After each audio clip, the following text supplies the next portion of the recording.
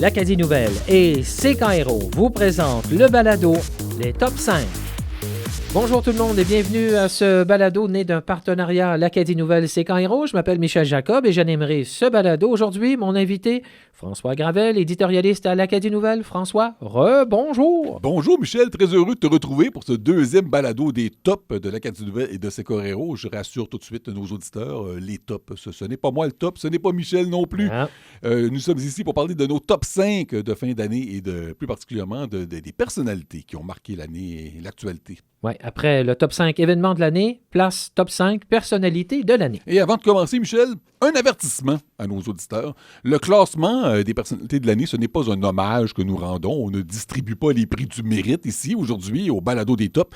Notre but, c'est d'identifier les personnalités qui, à nos yeux, ont fait l'actualité. On n'ira pas aujourd'hui avec des choix, des hommages, ni des personnalités non plus qui ont eu un impact particulièrement négatif.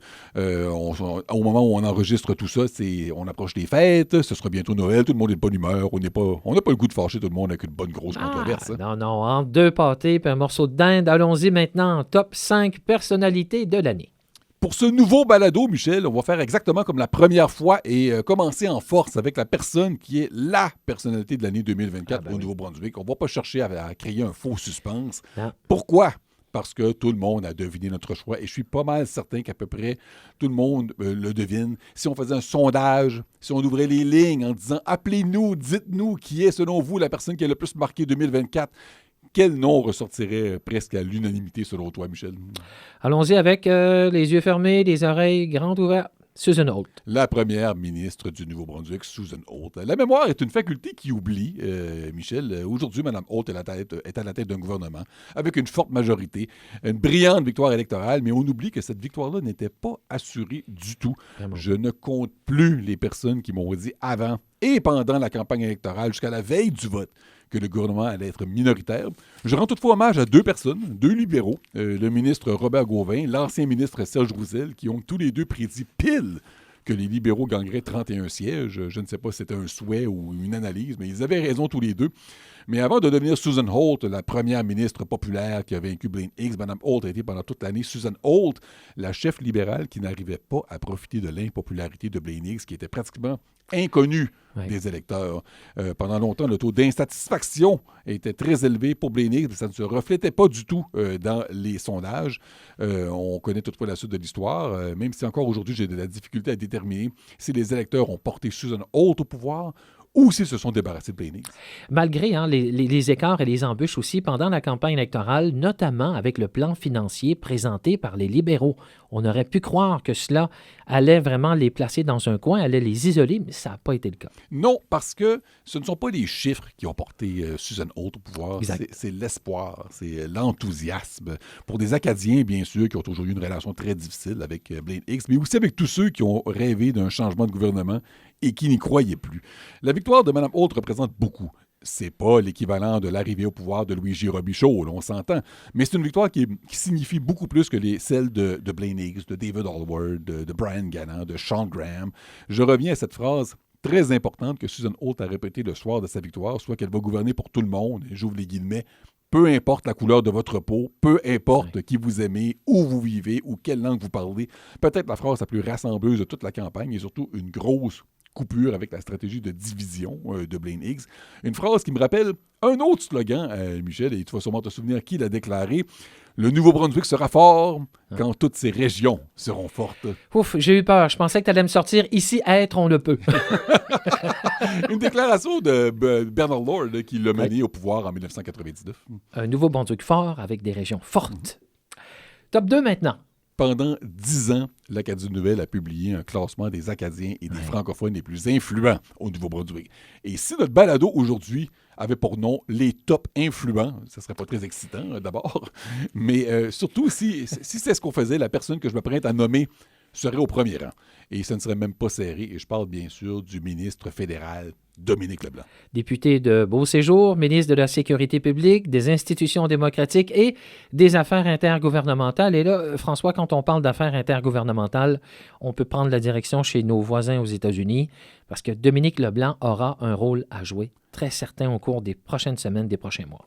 Il joue déjà un rôle extrêmement important de M. Leblanc qui a accompagné M. Trudeau à Mar-a-Lago tout récemment là, pour discuter avec le futur président Trump de ces fameux tarifs de 25 % qu'il veut imposer aux frontières. Pourquoi il était présent, M. Leblanc? Parce qu'il est ministre de la Sécurité publique, là, pour justifier ces tarifs.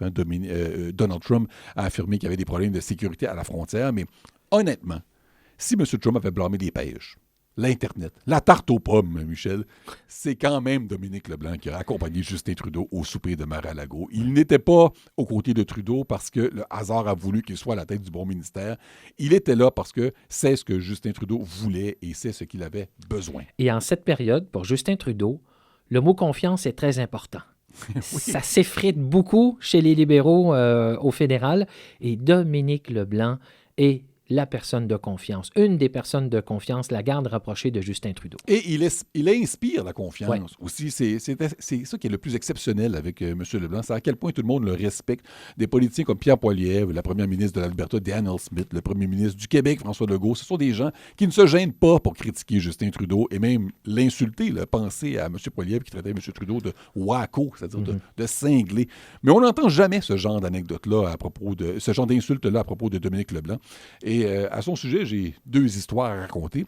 La première, le courriériste parlementaire de Radio-Canada au Parlement a récemment déclaré à RDI que Dominique Leblanc est surnommé à Ottawa le concierge, parce que c'est vers lui que Justin Trudeau se tourne pour réparer des pots cassés, pour nettoyer le dégât après qu'il est passé. Et à l'émission de télévision Les Ex, on a vu des chroniqueurs s'interroger sur l'avenir de la ministre des Affaires étrangères, Mélanie Joly. Je demandais si c'est la bonne personne. Et c'est alors qu'une chroniqueuse a déclaré « Mais de toute façon, je vois personne dans le caucus libéral qui pourrait remplacer Mme Joly et être une bonne ou un bon ministre des Affaires étrangères. Bon, il y a Dominique Leblanc, mais Dominique Leblanc, on pourrait le mettre à tous les ministères, lui. » Alors, il y a une énorme influence. Au Nouveau-Brunswick aussi, c'est vraiment le numéro 1 dans la province ici. Rappelez-vous, lors de la campagne électorale fédérale de 2021, la SANB a voulu inviter à Caraquette le chef du Bloc québécois Yves-François Blanchet. Dominique Leblanc a mis son poing sur la table et la visite de courtoisie du Bloc a été annulée. A été annulée. Et bon, ne s'est pas gêné aussi pour se mêler des dossiers de la province. Et il a eu mal à partir à quelques reprises avec Blaine Higgs. Il y a eu une grosse année. Grosse année, M. Leblanc. Il est le numéro 2 dans mon classement des personnalités de l'année 2024. Le numéro 1 quant à l'influence dont il a fait preuve. Il y a un incontournable, du moins tant que le gouvernement Trudeau sera au pouvoir. Tu l'as bien dit, François, tant que le gouvernement Trudeau sera au pouvoir, avec ce qui s'est passé il y a de ça quelques jours, démission de Chrystia Freeland, Dominique Leblanc a pris encore du galon avec le ministère des Finances en attendant la réponse de M. Carney. Vous écoutez le balado Les Top 5 Acadie Nouvelle, c'est KRO. Maintenant, top 3, allons-y. Je te laisse nous expliquer ta tricherie, s'il te plaît. Oui, le top 3 de notre top 5. Alors, comme dans le dernier balado que j'ai fait en compagnie, je vais tricher. Encore une fois, oui, je brise les règles qu'on a pourtant établies, toi et moi. Au 3e rang, je ne nomme pas une personnalité, Michel, mais un trio de personnalités qui ont fait beaucoup réagir pour de mauvaises raisons. Et j'ai nommé l'ancien premier ministre Blaine Higgs, son ancien ministre de l'Éducation Bill Hogan et son ancien directeur de campagne et secrétaire principal, l'Ontarien Steve Outhouse, 3 hommes qui ont tenté de tirer le Nouveau-Brunswick à droite sur la voie des divisions sociales. Et on pourrait peut-être dire quelques mots sur chacun d'entre eux. Steve Outhouse, un organisateur vedette qu'on crédite pour avoir réorganisé la campagne de Danielle Smith en Alberta pour lui permettre de gagner ses élections. Grosse réputation, vedette de la nouvelle droite canadienne. Et il a fait patate, Michel. Il avait oublié que le Nouveau-Brunswick n'est pas l'Alberta. La campagne PC a été désorganisée. M. Higgs n'était pas très visible. Son plan de campagne, avec des publicités négatives, un échec retentissant. Son plan, avec seulement 11 promesses, a donné l'impression qu'il était à bout de souffle, à court d'idées. Ma prédiction, M. Outhouse ne mentionnera pas son expérience ni au Brunswickoise sur son CV. Exact. Et c'est un peu rafraîchissant aussi de voir que le Nouveau-Brunswick n'est pas d'Alberta. Tout à fait. Et d'autres auraient pu le comprendre aussi. Je pense peut-être à Bill Hogan aussi, le ministre de l'Éducation, qui m'a beaucoup déçu. Des 3, je vous dirais que c'est lui qui m'a le plus déçu. Ancien directeur d'école, ancien enseignant en immersion, un député d'arrière-ban crédible, sans histoire. Et il s'est transformé en bon petit soldat qui obéit aux directives de son chef, sans poser de questions, a tenté de supprimer le programme d'immersion française. Au cours de la dernière année, ça a été le combat pour défendre sa nouvelle politique 713 réécrite, pour transformer les enfants transgenres genre en enjeu électoral.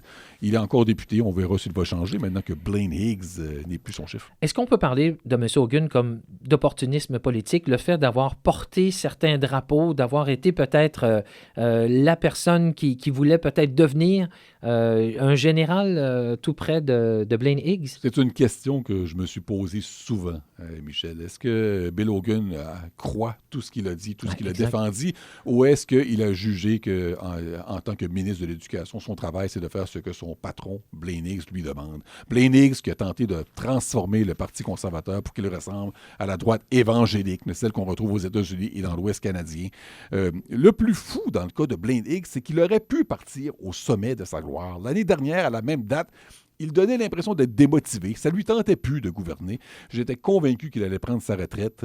Puis est arrivée toute cette histoire-là de la politique 713. Ça lui a donné à lui, à son épouse aussi, la motivation de continuer. Il y avait de l'action, de la controverse. Il est devenu une vedette dans les cercles de droite dans l'Ouest canadien. On l'invitait à des conférences. L'argent entrait à flot dans les coffres du parti. Pierre Poilièvre voulait être avec lui. Et tout ça a pris fin brutalement. Il a perdu ses élections. Il a perdu son siège, il a perdu une bonne partie de son pouvoir d'attraction.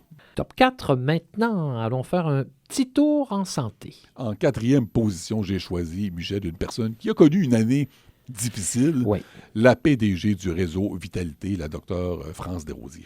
France Desrosiers qui a vu son contrat de travail renouvelé à l'arrivée du nouveau gouvernement ici au Nouveau-Brunswick. Elle a souvent fait les manchettes pendant la dernière année, très rarement pour des nouvelles positives, très souvent pour parler des infirmières d'agences privées. Mais si tu te souviens bien, Michel, la docteure Desrosiers avait fait les manchettes une autre fois. Tout juste avant que le dossier des infirmières privées lui explose en plein visage, elle a participé au souper de financement du Parti conservateur avec Blaine Higgs et Pierre Poilievre. Chaque billet coûtait 600 $. Par contre, c'est important de le préciser, ce n'est pas elle, ni le réseau Santé Vitalité, ni les contribuables qui ont acheté le billet. C'est le président du conseil d'administration du réseau, Thomas Soucy, qui a payé le billet de sa poche. Il trouvait important que la docteure Desrosiers ait accès aux décideurs, mais c'est quand même une décision controversée que d'avoir accepté ça. Personnellement, comme éditorialiste, je ne crois pas que la PDG d'une régie de santé devrait devoir payer pour avoir accès au premier ministre. Ben, c'est justement, on s'envoie le message. Si on se déplace pour avoir accès aux décideurs, ben, avec le poste que tu occupes présentement, ce serait seulement normal d'avoir accès sans te déplacer pour un souper ou une réunion. Tout à fait. Et pendant cette réunion-là, d'ailleurs, les gens pouvaient même payer un bonus pour pouvoir parler en personne avec Blaine Higgs. J'avais trouvé ça indécent à l'époque et je le pense encore. L'autre enjeu, évidemment, qui a marqué le reste de l'année, c'est les infirmières du privé. On en a parlé plus longuement dans notre premier balado, Michel. C'est un dossier qui a beaucoup nué à la docteure Desrosiers. Surtout du fait qu'elles ont coûté cher, très cher, au point de menacer les sacro-saints surplus budgétaires de Blaine Higgs. Et ça, il ne l'a pas pris. On a vu des guerres de mots entre M. Higgs et Mme Desrosiers. M. Higgs a dit que c'est un mauvais contrat, que la docteure Desrosiers n'a pas su faire preuve d'un bon leadership, qu'elle blâme les fonctionnaires pour ses erreurs. Mme Desrosiers a répliqué à tout ça. C'était pas toujours beau à voir. Mais ce qu'on peut dire, par contre, de la docteure Desrosiers, c'est qu'elle a toujours gardé le cap. Elle a toujours dit que les infirmières privées étaient nécessaires pour garder des services de santé fonctionnels, y compris certaines salles d'urgence, que leur présence a permis de sauver des vies. Et là-dessus, elle a toujours tenu la même ligne directrice. Ouais, elle ne s'est pas gênée aussi pour dire être inquiète de la création du réseau parallèle de soins mis en place par le gouvernement, dont la gestion était accordée au secteur privé. Également quelques mises en garde concernant les services en français. Top 5, François? Nous terminons avec une personnalité qui a évité toutes les controverses cette année, qui a eu une année magnifique, mais qui vivra sûrement plusieurs controverses en 2025. Alors, j'ai nommé celui que j'ai surnommé le super ministre du gouvernement de Susan Holt, le vice-premier ministre, ministre des Finances, ministre de l'Énergie, ministre responsable de la révision de la loi sur l'accès à l'information, René Lagacé. Va-t-il y avoir assez de séjours par semaine pour M. Lagacé avec ce super poste? Bonne question, Michel. Ce sont des dossiers majeurs qui l'attendent. Monsieur Lagacé n'a pas tous ces postes-là seulement. Il est aussi l'homme de confiance de Susan Holt, un peu comme Dominique Leblanc pour Justin Trudeau. Ouais. Il y a plein de dossiers sur la table. Comme ministre des Finances, il doit trouver une façon de financer toutes les promesses de sa chef, retrouver l'équilibre budgétaire. Ça commence. Comme ministre de l'Énergie, il doit solutionner le casse-tête de l'endettement d'Énergie NB, les problèmes de la centrale de Pointe-le-Pro, la filière des mini-réacteurs nucléaires, la remise à neuf de la centrale de Mactaquac couac. Ce sont des décisions de plusieurs milliards de dollars qui devront être prises. Et en plus, comme je le disais tantôt, Susan Hall lui a confié la responsabilité de réviser la loi d'accès à l'information. Présentement, Michel, si tu fais une demande au gouvernement, une régie de la santé, une municipalité, peu importe, et que les responsables ne veulent pas te donner l'information, ils vont te répondre non. Et si l'Ombudsman décrète que l'information est d'intérêt public, qu'elle doit être dévoilée, on va te répondre non. Et le seul recours qu'il va te rester, ce sont les tribunaux. Alors, la loi d'accès à l'information, on n'est pas obligé de la respecter au Nouveau-Brunswick. Alors, comme éditorialiste, je me souhaite un cadeau de Noël et j'espère que le super ministre Legacy va livrer la marchandise sur cet enjeu. Moi, ce que je lui offre sous le sapin ou en ce début d'année, c'est peut-être baisser un peu les tarifs douaniers. Parce que si on ajoute le 25 % que nos voisins américains veulent, au niveau du Conseil du Trésor, l'énergie, ça va bouger beaucoup et il y aura beaucoup de transformations à ces deux niveaux. Encore aujourd'hui, je trouve extraordinaire que les conservateurs, y compris leur candidate vedette, la mairesse de Bathurst, Kim Chamberlain, ont cru jusqu'à la fin qu'ils allaient pouvoir défaire M. Legacy dans sa propre circonscription. Ce n'est pas un député d'arrière-ban que personne ne connaît. Là. C'est lui qui remplaçait Susan Hall pendant la période des questions en son absence. Il avait bien mené le dossier des ruines de la Smurfit Stone. On se souvient des calendriers qu'il produisait chaque année avec des photos de paysages de la Stone. Les électeurs de Bathurst n'ont jamais élu de député conservateur. C'est passé proche quelques fois, mais ce n'est jamais arrivé. Et là, les conservateurs ont cru que ça y était, et pas rien qu'un peu, même si leur candidate Chamberlain devait pourtant faire campagne en traînant derrière elle un gigantesque boulet, c'est-à-dire son chef Blaine Higgs, très impopulaire chez les Acadiens. Et ça n'a pas empêché M. Higgs de venir faire campagne à Bathurst le samedi avant l'élection. Et ça n'a rien donné. Et aujourd'hui, M. Legacy est, après Susan Hall, c'est la personne la plus puissante au sein du gouvernement. Oui, je suis pas mal certain qu'il ne va pas jouer au quilles en cachette dans la région de Tracadie. François, merci. C'est ce qui conclut ce top 5 personnalités de l'année. Balado, Acadie Nouvelle, CKRO, les top 5. Merci François. Merci Michel, comme toujours, un grand plaisir de faire ça en ta compagnie.